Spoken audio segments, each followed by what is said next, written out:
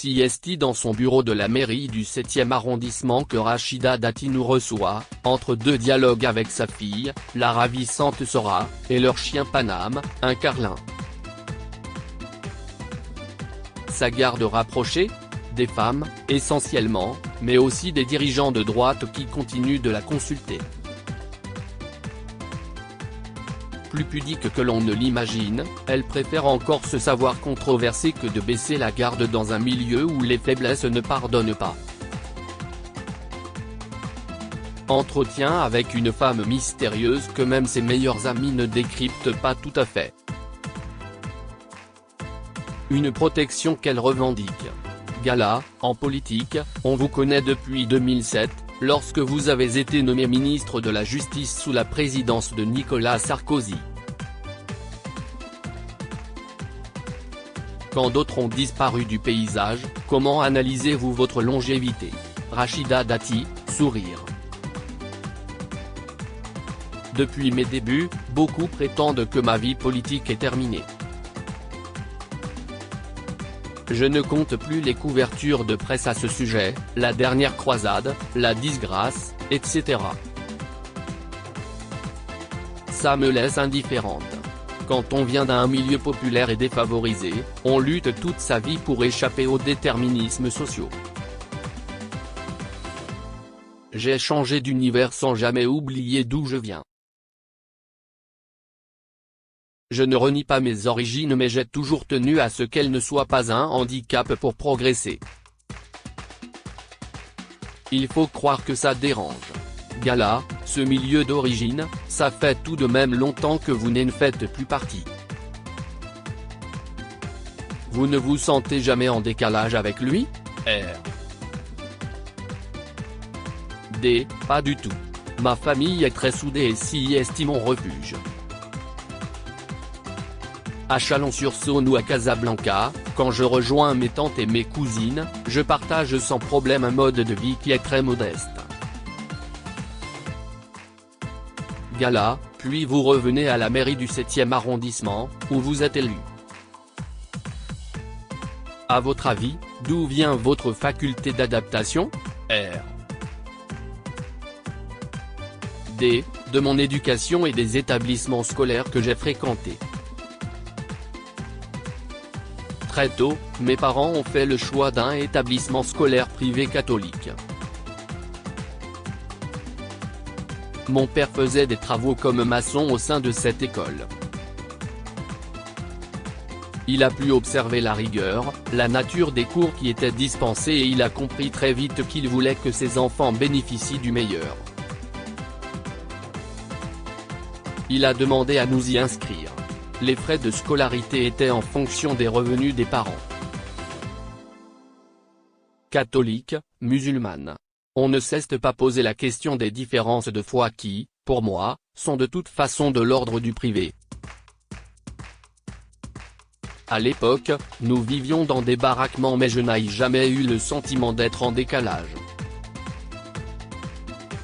Maman, qui ne savait ni lire ni écrire, participait aux réunions scolaires, à l'organisation des kermesses sans aucune inhibition sociale. Elle n'a jamais eu honte d'être qui elle était. CST une femme qui a mené 18 grossesses à terme et a eu 11 enfants. Quand elle est décédée, en 2001, j'ai été dévasté. Gala, elle vous inspirait ? J'avais une relation fusionnelle avec elle. Tant qu'on a sa mère, on se croit immortel et invulnérable. Son absence rend concret la fragilité et la perspective de mourir. Elle nous donnait à tous des surnoms. Elle m'appelait mon petit doudou. Mon père était plus autoritaire et mélancolique. Elle était joyeuse et fantasque. Je me souviens d'elle lâchant ses cheveux et chantant Dalida lorsque mon père travaillait de nuit. Gala, on vous a beaucoup dépeint ou caricaturé. Vous connaît-on vraiment ? Jamais tout à fait, que les portraits soient flatteurs ou non. sans doute parce qu'il y a une part de moi que je protège. Mais ce n'est pas parce que je ne me laisse pas faire que je suis une femme dure. Gala, de quelle façon encaissez-vous les coups? R. D. Une chose est sûre, en dépit de ceux auxquels j'ai eu droit, même les pires, et Jeanne est connue pour me déstabiliser ou me faire tomber, j'ai toujours résisté et je continuerai à le faire. Être une personnalité publique ou politique, si est monter sur un ring. Et sur un ring, logiquement, on prend des coups. Ce que je n'aime pas, si est la lâcheté ou la trahison. Je préfère le combat franc. Gala, vous êtes mère célibataire. Comment le vivez-vous? R. D. J'ai la chance d'être très entouré. Dans ma vie, l'événement le plus extraordinaire qui me soit arrivé, si est d'être devenue maman, à un âge, 42 ans, où je ne m'y attendais plus. Quand Sora est née, j'ai eu une obsession, la protéger et lui donner tout ce que je n'avais pas eu, enfant. Peut-être trop même. J'ai conscience que ma vie publique, hélas, peut gêner son quotidien. Les attaques personnelles sont amplifiées par les réseaux sociaux. À l'adolescence, si est d'autant plus perturbant. Elle préférerait sans doute que j'exerce une autre activité. J'essaie de la préserver de l'hostilité mais il m'arrive d'être démuni. Gala, vous doutez? R. D. Toujours. Comme maman et comme responsable politique. Je me méfie toujours des gens qui ne doutent de rien. Douter ne veut pas dire hésiter. J'ai toujours pris des décisions en cohérence avec mes convictions, mon expérience, mes rencontres. Quand un engagement est sincère, il rend obligatoirement humble face à des réalités. La question de l'immigration ou celle de la protection de l'enfance, pour moi, ne sont pas des sujets binaires, parce qu'ils me renvoient à une partie de mon histoire ou de celle de mes parents. Gala, vous trouvez que vous avez changé au fil du temps? R. D. Je ne crois pas. J'ai toujours la même fureur de vivre, la même soif de liberté. Gala, cette liberté a-t-elle un coût? Dans le domaine privé notamment. R. D. Oui, bien sûr. Jeune, pour faire plaisir à mes parents, je voulais me marier, avoir des enfants et une vie toute tracée. Ma mère me disait toujours, avoir un mari et des enfants, si est une sécurité. Mais, à chaque fois qu'on m'a demandé en mariage, j'ai été incapable de me projeter dans cette vie-là. J'ai mis l'imprévu et il est vrai que, dans le mariage, l'imprévu peut disparaître, rire. À chaque fois que l'on m'a demandé en mariage, j'ai été incapable de me projeter dans cette vie-là. Gala, vous ne vous affichez jamais, à l'inverse d'autres personnalités politiques, avec un compagnon. R. D. Non, je ne vois pas l'intérêt. Mais vous avez remarqué, y compris dans vos pages, que les hommes le font plus volontiers? Et pourquoi? Parce qu'on ne les juge pas. Ils peuvent changer d'épouse, de compagne, de compagnon, sans commentaire désobligeant.